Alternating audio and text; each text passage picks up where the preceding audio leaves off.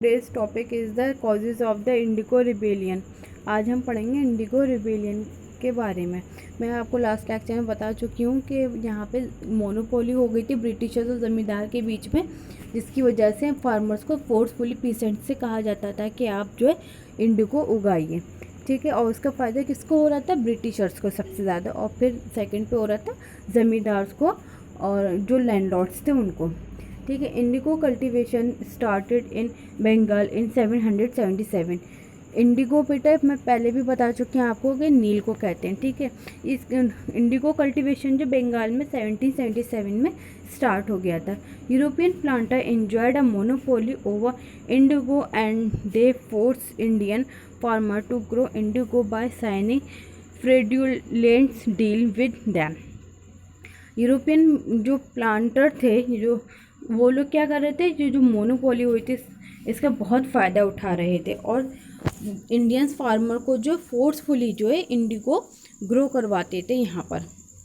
The cultivator were force to grow indigo in place of food. और ये जो cultivator थे ये ज़बरदस्ती जो है कहते थे कि जो उनकी क्रॉप्स की जगह थी, ठीक है, फूड क्रॉप्स की जो जगह थी उस जगह पे इंडिगो उगाइए आप। ठीक है, they were advance loan for this purpose. और वो इस चीज़ के लिए एडवांस लोन देते थे उन लोगों को। Once the farmer took loan they could never repay it due to the high rate of interest. अगर एक दफ़ा वो पीसेंट या फार्मर लोन ले लिया करता था तो वो उसको दे नहीं पाता था। वो क्योंकि इसका इंटरेस्ट जो था वो बहुत ज़्यादा हाई था। The tax rates were also exorbitant. और यहाँ का जो टैक्स रेट था वो भी बहुत एक्सपोर्बिडेंट था, बहुत हाई था, ज़्यादा था। Causes of the indigo rebellion revolt. The farmer were brutally oppose if they could not pay the rent और refuse to do as asked by the planter. ठीक है, अगर फार्मर्स जो उनका टैक्स को पे नहीं कर पाते थे, उनके लिए बहुत बर्डन होता था ये, तो क्या होता था उनके साथ वो लोग अच्छा बिहेव नहीं करते थे और उनसे उनकी ज़मीन भी ले लिया करते थे। They were forced to sell indigo at non-profitable rates so as to maximize the European planter profit. अब क्या होता था, इन लोगों को फोर्सफुली जो है इंडिगो बेचने के लिए भी करा जाता था, जो इनको ज़्यादा प्रॉफिट नहीं मिल पाता है जिसकी वजह से।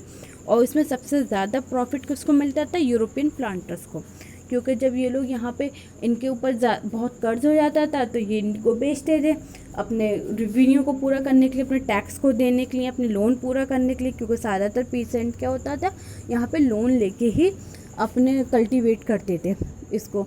और जब वो बेचते थे तो वो कम प्रॉफिट पे बेचना पड़ता था क्योंकि उन्हें लोन देना होता था, वो लोग ख़रीदते नहीं थे ज़्यादा पैसों में। और उस सब का सारा फ़ायदा क्या हो रहा था? इनको हो रहा था, यूरोपियन को। If a farmer refuse to grow indigo and planted paddy instead, the planter resorted to illegal means to get the farmer to grow indigo, such as looting and burning crops, kidnapping the farmers family member etcetera.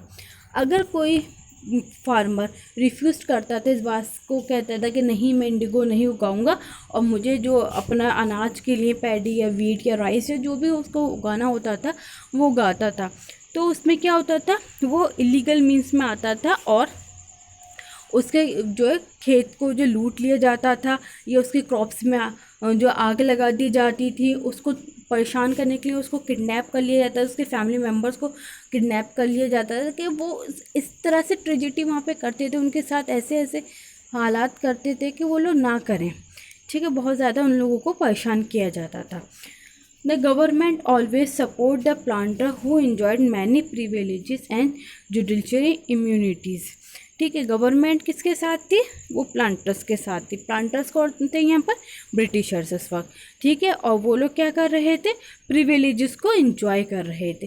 Privileges होती है बेटा जो मतलब शुरू से ही जागीरदार होते हैं ना, जिनके पास ज़मीन ज़्यादा रहती है, बहुत रॉयल फैमिली से जो बिलोंग करते हैं, उन्हें प्रिविलेजेस कहते हैं।